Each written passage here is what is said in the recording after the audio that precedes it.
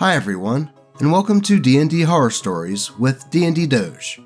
In today's video, we have a story about a dungeon master running a play-by-post Dungeons & Dragons game that TPKs the party due to the player's role-playing. A story about a dungeon master that instakills a player's character due to them being that guy. And so much more. But before we get into that, here is Lucky and Luna cuddling.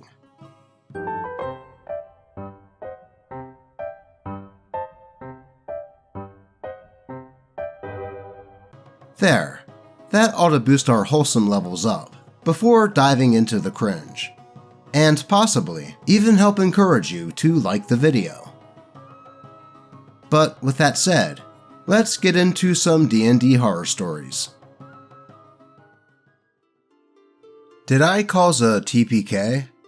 By Reddit user particulardraw4614. Having had issues with anxiety in in-person games, I decided to join a play-by-post campaign. The only official rules, beyond the regular game rules, were 1. Post when you can. It is assumed your character will follow the party. And 2. Combat will be scheduled so everyone can participate. We began with everyone online, with the party meeting at an event where we were waiting in line to meet an important person and potential quest giver. Having set the scene, the Dungeon Master went offline, and one player decided to initiate some roleplay for the party to get to know each other. So far, so good. The roleplay came to a natural conclusion, and we waited for the Dungeon Master to move the scene forward. When the DM came back online a few hours later, we were informed that we had missed our meeting because we were, quote, messing about. This should have been the first red flag, but I was new to play-by-post, and even though the other players were as annoyed as I was, I wanted to give the Dungeon Master the benefit of the doubt. We did eventually have the meeting because it was important to the main story of the campaign, but we had to apologize and, well, grovel to be allowed to take on the quest. The second red flag. So, our party was tasked with escorting a delivery through a dangerous mountain pass. There was one carriage housing the goods, and another with us inside, keeping an ear out for danger. The carriage had really small windows that we could barely see anything through, and it was not long before danger found us. We heard a scream from one of the drivers. Now, perhaps this was just bad judgment on my part, but my character decided to open the door of the moving carriage to see what was going on. Dungeon Master asked me to roll a dex save. I failed, and my character was flung from the carriage. That's on me and the dice gods, but something about the way the DM phrased it gave me a bad feeling. Now split from the party, I came face to face with the danger, a manticore. Since the Dungeon Master hadn't planned for us to actually investigate the danger and stated that he was angry at me for doing so, this wasn't going to be a scheduled combat. There was only one other player online. We'll call him Art. Art immediately jumped from the carriage to help my character, who had suffered significant damage from the fall.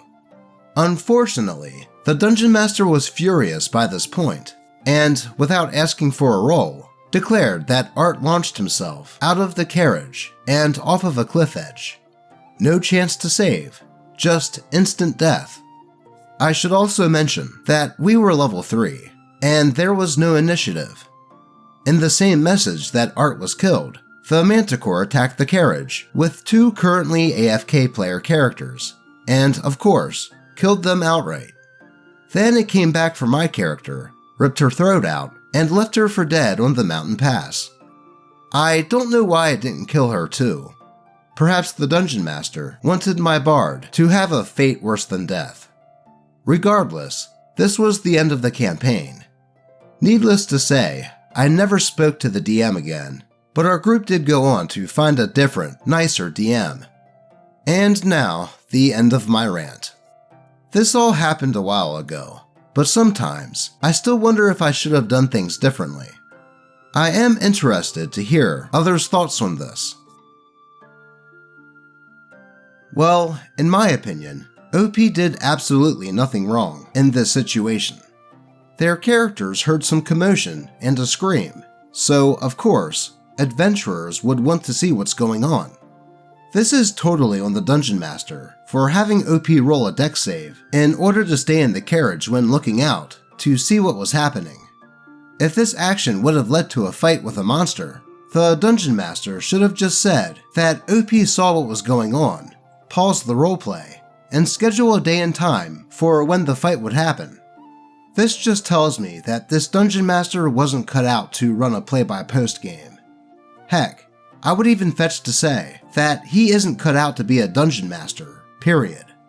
Thankfully though, the group was able to stick together and find a better, less rage-filled Dungeon Master. Let's move on. Do many Dungeon Masters use flavor to make you mechanically weaker? By Reddit user Talis Motto. I've noticed with a few Dungeon Masters now that they use players' flavor descriptions of spells or other abilities to make them mechanically weaker. For example, let's say I describe the Animate Dead spell as a fungus infesting the corpse and taking control of the body. A previous Dungeon Master used that description to make any such zombie instantly die if it took any fire damage, because he judged the fungus would just burn up inside the corpse, independent of how bad the burn was. I never used that spell again, after he suggested that it might not even work in dry climates. A similar thing happened when another player described her Blade Ward spell as rocks around her jumping to cling to her body like armor. The same Dungeon Master ruled that acid damage would remove the effects of the spell by corroding away the stone. Is this sort of thing standard? Thinking about it, all of the Dungeon Masters I'm talking about either expected or supported the additional descriptions coming from the players outside the actual game. Taken together, it just seems like an easy way to maliciously make your players feel less useful. If you disagree, please enlighten me. To be honest, I have had some bad experiences with one very toxic guy who would do way worse stuff in addition to this. I'm probably just projecting his vibe onto the other ones, making them out to be worse than they are. I just want to know if this is a usual thing. The newest one is also just starting out as a Dungeon Master, and he probably doesn't realize what he's doing. Edit. Just to be clear, the examples came from games with the toxic DM, and I stopped playing with him after some other stuff. He was pretty abusive in general, and didn't give any benefits, that I remember, based on flavor. Also, the new guy is just very new, and I intend to talk to him about this. I never expect any mechanical change, positive or negative, due to my descriptions. They are just meant to be purely aesthetic. Now, while adding certain descriptions to spells and other things in Dungeons & Dragons can help improve the game and add to the immersion, I don't think applying negative mechanical aspects to the descriptions should be a thing, unless agreed upon beforehand. Imposing negative mechanics to players' descriptions of spells and such would just discourage one of the cool aspects of role-playing, which is describing cool details of spells, or how your character runs and slides to take a shot with a crossbow, etc. Now, it would be different if the players and the Dungeon Master agreed to homebrew some things that would apply negative mechanics, but also add some positive ones to certain things, depending on the situation. Though, what are your thoughts on this subject? Have you ever had anything like this happen to you in a game? Be sure to let us know in the comments. On to the next post. A character dies instantly due to a stupid decision. By Reddit user WorkingTriacle3042. Hello everyone. I have been a beginner DM for D&D for almost a year now, and I recently encountered a problem I had never faced before. To summarize the situation for you, my players were accidentally teleported to the Feywild. In order to escape, they all decided to seek out an Archfey who might be willing to help them. So far, no problem. They eventually managed to secure an audience with one of them. Before meeting the Archfey in question, one of her sprite servants explained to the players that they must choose their words carefully and be respectful towards her, because she is very sensitive. The idea I had was that depending on what the player character said and how they addressed her, the Archfey would be more or less compliant, as with most NPCs, you might say. But for her, they really needed to choose their words very carefully to persuade her. This is where my problem starts. One of my players plays a human rogue who has a particularly irritating behavior, both towards NPCs and even player characters. Incidentally, the other characters this player has played also behave similarly, but that's another issue. He steals from, attacks, torments, and insults everyone he encounters, even the kindest NPCs. And with the villains, it's even worse. My player characters are provocative towards their enemies, but he continues to be very disrespectful, even when it could mean life or death, which is not particularly realistic. But until now, I have always let it slide, because in the end, he plays his character as he sees fit. Of course, when it was this player's turn to address the Archfey, he began to mock her and insult her gratuitously, to the horrified and disapproving looks of the rest of the table. I then asked him if he was sure that he wanted to say that, making it clear that this time there would be very, very serious consequences for his character, given what was about to happen. He smiled and said that she couldn't do anything to him, and that he would get out of it as he always had. Except this time, it wasn't just some simple bandits he had insulted. It was an Archfey. What had to happen, happened. The Archfey disintegrated him, turning him into confetti, killing him instantly. The player immediately reacted by saying it was unfair, and that I had a player versus DM mentality, and that I had no right to kill his character instantly like that.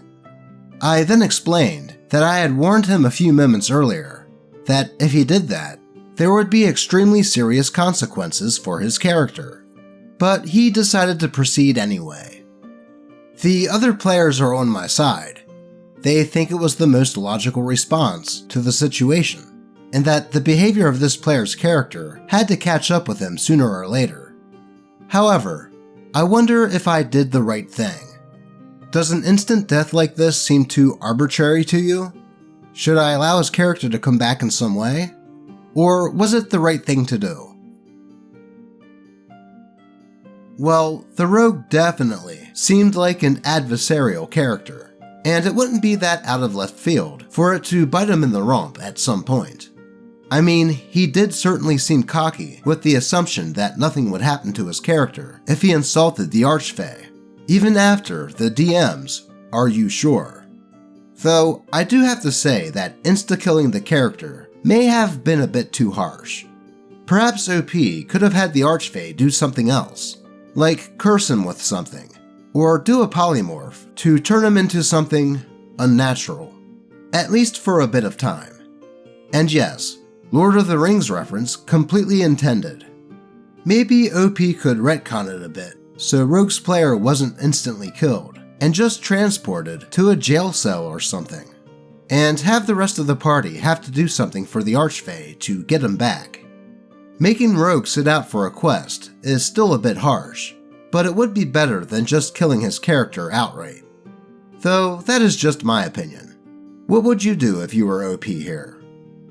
Let's move on. Why I Will Never Play Adventurers League Again by Reddit user HotAction1458. Back in high school, my brother and I were part of the local D&D Adventurers League, and I hated it. 3 years of nonsense, and player and DM abuse. From rogue players stealing items from my inventory because, hey, that's what my character would do. A warlock actively trying to sacrifice my character to his patron because, quote, I had Version's blood. I was playing a female half-drow bard whose gimmick was that they couldn't get a hint if a love interest was naked and bound to a bed while moaning my name. Unequal item distribution. I got a total of 3 magic items those 3 years. For context, one guy got a +3 Great Axe 3 sessions into the campaign. 4 people had Iron Golem. Everyone but me had magic weapons and armor, including my brother, who was one of the DMs. I got a Ring of Water Walking, a magic lute, and a spider climbing cloak. If my character died, I wasn't allowed to roll up a new one until the next session.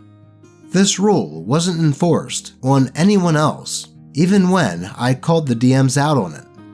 I was made to leave the game store by my own brother, who was my ride, and he proceeded to play for another 2 hours. Now, I dungeon master my own game with none of them, but if my brother ever wants to join a session, well, I'll let him. And just like my first ever session with him, I'll kill off his first character in the first round of combat. Then I'll let it all go, because I want to show him that there's a better way to do things. I'll let him roll up a new character instead of twiddling his thumbs for 4 hours. Yeah, I think anyone would hate that experience, and I'm surprised OP dealt with it for 3 years. That was blatant targeting. At least OP is no longer playing with those a-holes. But I would say that if her brother does join the game that she is running, I wouldn't kill off his character as revenge. That would just be stooping to their level. But in the end, it's her decision, and you do you. On to the next post. Non-player attacks the game by Reddit user Cornholio8675. So this happened a few years ago in our Discord channel. Our group agreed to play Call of Cthulhu, Masks of Nyarlathotep. An invite was given by our Discord host and keeper, same person, to everyone in the channel. Some accepted, some declined, and a new chat area was created, greenlighting only participating players. The people playing were very excited and thought nothing of the private channel that everyone was initially invited to. So, a guy that we'll call Taco, who went to high school with our keeper, was invited in good faith to play, but declined, and immediately had a problem with this quote locked channel. Our keeper, as well as all the players, tried to explain to him that it was simply in the interest of keeping the game from being derailed by non-players jumping into the sessions, but that he could listen into the chat for the first couple of sessions if he was interested in playing. He assured us that he wasn't interested in playing, but didn't like being, quote, shackled with exclusionary rules, and demanded open access to the group for no real reason. Apparently, this became some hill to die on for both parties, and our keeper decided not to allow open access. Fast forward to the first 3 sessions, 4 if you include session 0. Taco is spamming direct messages and private calls to every player during the game. He is raving about fairness, control, and how unnecessary locking him out of the voice chat is. He crashes the tabletop simulator game that we are in and does everything he can to interfere with the game until he is locked out of that as well, all to prove that the private room is unnecessary. Everyone tries to explain as nicely as possible to him that he is making a perfect case against his own goals, but he is inconsolable and becoming escalatingly unreasonable. After 4 sessions of this person, who we all had been gaming with multiple times every week for over a decade, threatens our keeper with bodily attack, writes a huge rant about what crappy people we all are, blocks the entire Discord on Steam, 30-ish people, and deletes the app. We haven't seen him since. The campaign lasted 2 years and was a total blast. To this day, this was one of the most epic and unnecessary meltdowns I've ever witnessed on or offline. Man, talk about a weird hill to die on. I wonder why Taco was so obsessed with getting into a chat for a game that he had no interest in. Maybe he was just paranoid that people would talk about him behind his back or something.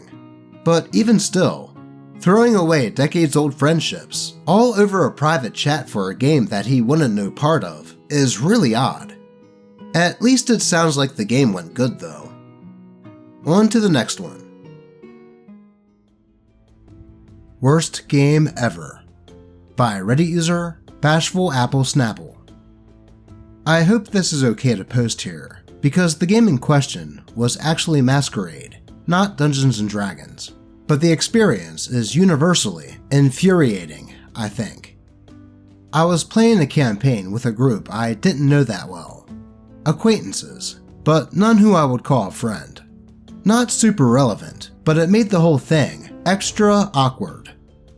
So my character had a trait called Displaced Heart. My heart was located somewhere else in my body, not its usual location. This was a secret from the rest of my party, and I had to take a pretty serious flaw in order to balance it out. I was pretty proud that I had been playing with my flaw fairly well, and no one else was suspicious about anything being out of the ordinary. I was very excited to see when and how it would play out in-game. Cut to a few sessions in.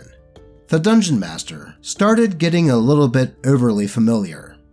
I tried to keep things light and friendly, but eventually he asked me out, and I had to politely tell him that I was not interested in him like that.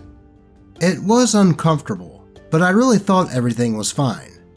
The very next session, one of our party members betrayed us and attacked me, and he stabbed my character in the chest.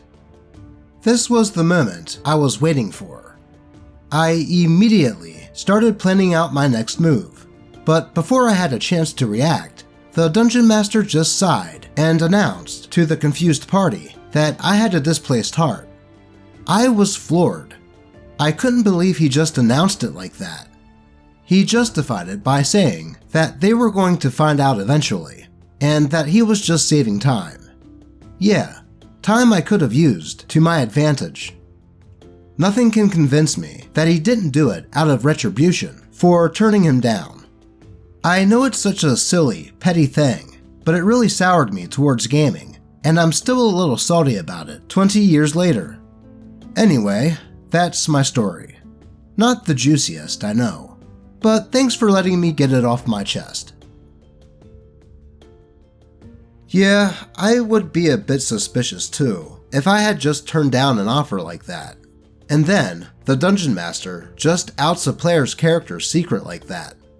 Heck, I would put money on the Dungeon Master telling that other player to betray OP's character and attack her. And it is a shame that this experience soured OP's views on tabletop RPGs. But yeah, the timing of that happening is kind of sus. On to the next one. Player decides not to engage with the game, acts crappy when nothing interesting happens to his character. By Reddit user Wilmerman. Prefacing this by saying that this maybe doesn't reach the level of a horror story. Just an encounter with a random crappy player. But it's stuck with me for a while now, so I figured I'd share nonetheless. So, onto the story. I decided to join an Eberron 5th edition game in an app/website called Rollgate, which is a platform for playing asynchronous tabletop RPG games through a chat, where the Dungeon Master made clear that this would be a less guided/open world type of game before starting us, 4 players including me, off at a tavern in a small town. Having just arrived there from the start, the player this story centers around, who I'll just call the Sorcerer since that was his class, was giving me bad vibes since he was kind of abrasive, but I figured that maybe this being text made him come off ruder than he meant to be. After a brief fight in the tavern, we are each left to our own devices in this town, and everyone goes on their separate ways to explore. I don't remember what the other 2 were doing, but I, being a rogue, start looking for crime opportunities. Meanwhile, the sorcerer stays behind at the tavern and starts making passive-aggressive comments at the dungeon master because nothing interesting was happening, even after being reminded that the intent was for us to go out and do what we wanted, which he responded to by saying that his character wouldn't just start wandering around. Throughout this, the dungeon master and I have been private messaging each other, joking about the situation. Eventually, the dungeon master relents and says his character spots 2 suspicious people outside. The sorcerer goes after them, catches one while the other escapes, and makes him confess that they were pickpockets out looking for money. The sorcerer simply says that he doesn't care and goes back to sit at the tavern and then starts making snide comments again. By comparison, my character was talking to an NPC about robbing a house together at that time. This, alongside the other 2 players not interacting much, the reason why I don't know, led to the dungeon master shutting the game down, and they even apologized to us for it not working out. I think the game had a ton of potential, and the dungeon master was clearly invested, so it really sucked that they got saddled with this a-hole. Why on earth would someone join a game that was described as this one was, and then just have their character do nothing? I mean, maybe Sorcerer was just kinda stun-locked and didn't know what to do, and instead of admitting that, decided to make snippy remarks at the dungeon master for giving him nothing to do. It was pretty obvious what type of game this was, and Sorcerer could even see by example by what OP was doing with his rogue. I mean, couldn't he just be like, I go to the nearest magic shop to see what oddities I can find? That way, the DM could throw something in his way, and thus the role-playing starting. But no, he just wanted to sit and sulk. And when the DM tried to get him to engage with the game with those 2 pickpockets, he still did nothing. So yeah, with a player like that bringing the mood down, I don't blame the dungeon master for just canceling the entire thing, as it sounded like the other 2 players weren't much better. On to the next one. A dungeon master friend continually cancels sessions at the last minute. By Reddit user GoodTaste200. A friend who dungeon masters our current campaign is continually canceling the sessions while everyone else is present to play. We play every Saturday at my place, and I bring in snacks, drinks, and host the group for the sessions. While everyone always lets us know early if they can't attend any sessions, our dungeon master has a habit of canceling sessions at the last minute. The excuses are that the DM has a second job, and they don't get the schedule for their work appearance until Saturday, the day that we play. I have asked if they can get the schedules early, but they say that their boss can't do that for some reason. This means that they won't know if they will be free on Saturday until they get the call on that day. What also gets on my nerves is that when I ask them if they would be available for Saturdays to play, they would say that they should be, only to never appear for the sessions. Our dungeon master tells us that Saturday is their only free time, and we are just left at the mercy of the dungeon master, crossing our fingers that he would be able to make it. I just feel frustrated that this is a continuing pattern, and it wastes my money, time, and energy to prepare for the day, only to be told that it would not happen an hour before our scheduled session. I feel bad for the other players, that they have wasted their time too, for coming over to my home, ready for a great campaign. I want to tell the DM that these last-minute cancellations can't continue, but I'm not sure how to approach them. Could anyone help, please? Honestly, as much as it sucks, I think OP's group just needs to remove the Dungeon Master from his role of, well, Dungeon Master. If you can't commit to playing the game, whether by your own volition or not, you shouldn't be in the role that every other player depends on in order to play. If anything, perhaps someone else could take on the Dungeon Master role, and the old one could just be a player that has a character that shows up when the player can make it. Though, that is just my opinion on this one. What do you all think OP should do? But that is all I have for you today. As always, I appreciate all of you, especially if you like, comment, and subscribe. And may your games remain horror story free. Until next time.